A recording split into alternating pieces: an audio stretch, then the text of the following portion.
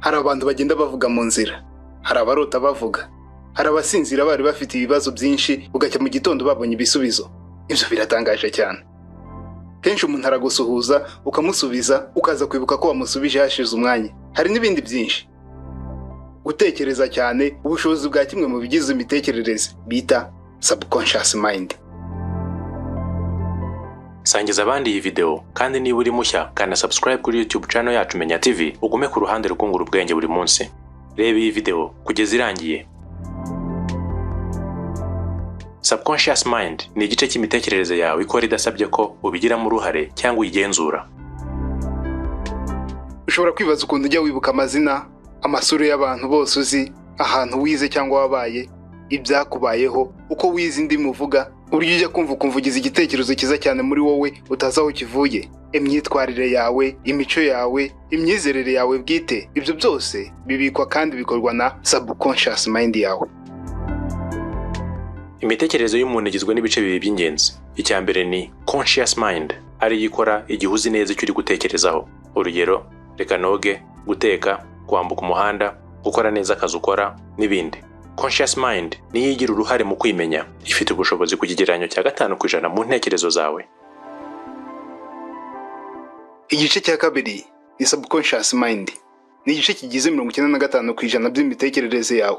Niho amakuru yose akenerwa na conscious mind yawe abikwa. Amakuru ku bantu wari uzi, uko bareshyaga, uko bitwaraga, uko bavugaga n'ibindi. Uburyo ufata mu mutwe amasura y'abantu bose uhuye nabo, uburyo ufata ibyemezo, ibyo wanga n'ibyo ukunda. Subconscious mind ifite ubushobozi bwikubye inshuro 500 kurusha conscious mind mu gukoresha no kugenzura amakuru yo mu ntekerezo z'umubiri wawe.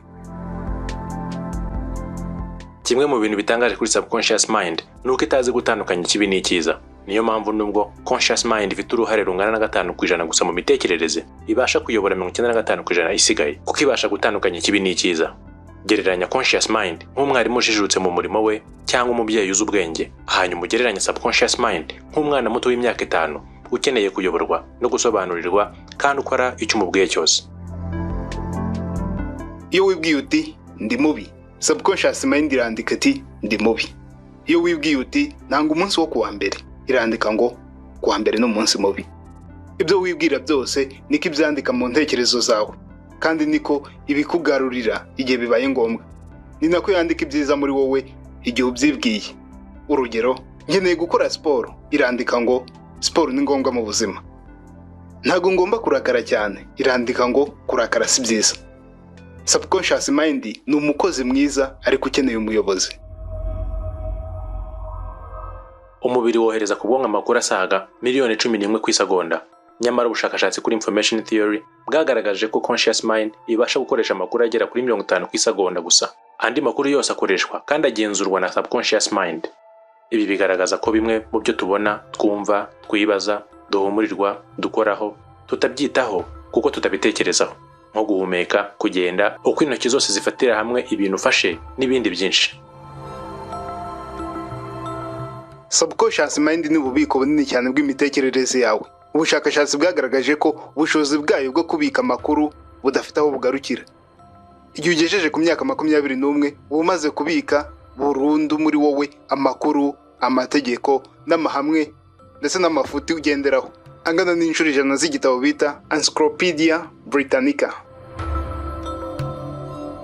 Wakwibaza uti ese icyo gitabo cya Encyclopedia Britannica kingana gute? Encyclopedia Britannica yanditswe n'abantu barenga 4,000, ikorwaho n'abantu bakosora imyandikire barenga 100. Iyasohotse muri 2010 yari igizwe n'imizingo 32 volumes, yagizwe na page 32,640. Ese ayo makuru umuntu ababitse muri we ku myaka 21 na yahe? Dr. Bruce Lipton wahoze yigisha ibijyanye n'ubuvuzi muri kaminuza yitwa Stanford University, mu gitabo cye yise The Power of Subconscious Mind yagabanije ubuzima mu byiciro bibiri. Igihe cya mbere ni ubuzima ubaho kuva uvutse kugeza ku myaka 7. Iki ni igihe wiga amategeko agenga ubuzima n'uko abantu babaho. Urugero, uko witwara mu bashyitsi, uko basubiza mu gihe ubajijwe, kumenya gutandukanya indyo n'imoso, umuco n'ibindi. Nicyo gihe intekerezo zawe n'imyizerere yawe biba biri kwishyira hamwe. Igice cya kabiri ni uguhera ku myaka 8 kuzamura. n'igihe utangiye kumva no gukurikiza ibyo wigishijwe. Akaba ariyo mpamvu kuri iyo myaka ari nabwo kenshi umwana ajyanwa mu ishuri kuko aba atangiye kwimenya. Yagereranije kandi subconscious mind nka porogaramu za mudasobwa udownloadinga ku bandi ukazibika ngo nawe ujye uzikoresha mu buzima. Urugero, hari igihe utari uzi kwambara inkweto, wambara amambata ariko uza kubyiga. Hari igihe guteranya 12 na 11 byagusabaga guca udukoni kugira ngo ubone 23.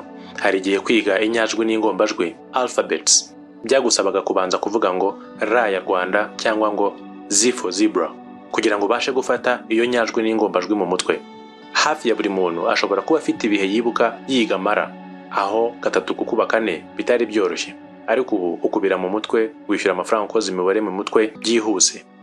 Ubasha kwandika cyangwa guhamagara buri wese mu izina rye, nguko uko wagiye ubika porogaramu zitandukanye muri wowe zigufasha mu buzima busanzwe bwa buri munsi. Conscious mind yo dukesha iyo mirimo yose utagidusaba imbaraga. Igihe wari muto bisa nkaho ntacyo wari uzi, wagiye wiga amategeko agenga sosiyete ubamo kugira ngo ubashe kuyibamo. Nibyo bigereranwa no kudownloadinga program mu mitekerereze yawe uvanye ku babyeyi bawe cyangwa bakureze, ku bavandimwe bawe, ku inshuti zawe no ku baturanyi. Bityo program washyize muri wowe harimo inziza ndetse n'imbi, nko mu mico n'imyitwarire, imyizerere, indangagaciro zawe n'ibindi. Niyo mpamvu kureka ingeso cyangwa kwiga ikintu gishya bigufata igihe n'imbaraga, kuko subconscious mind yiga uko usubiramo ikintu kenshi. Nibwo buryo wandikamo porogaramu kandi nazisiba. Niba ushaka kwiga ikintu gishya, cyitoze kenshi, igihe kizagera bibe ibintu bisanzwe muri wowe. Menya kwandika ndetse no gusiba porogaramu muri subconscious mind yawe.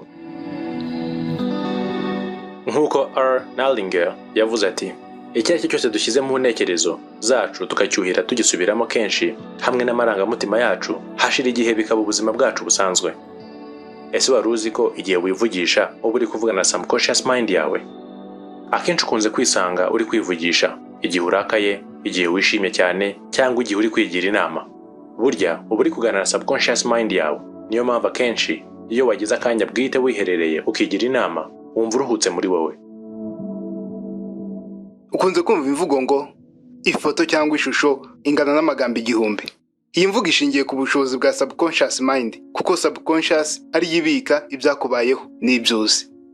Igihe ubonye ifoto, intekerezo zawe zitazuzuramo ubusobanuro bwinshi buturutse mu bumenyi bwawe buri mu bubiko bwawe ufite. Akaba ari nayo mpamvu urota umwanya muto ukagira ngo warayirota ijoro ryose. Urugero nko kugira inzozi ndende z'inkuru runaka kandi zikurikiranye neza. Subconscious mind ifata ikintu uko kiri, ntabwo izi ijambo ngo inzagihe cyangwa imitagihe, ahubwo yumva indagihe gusa.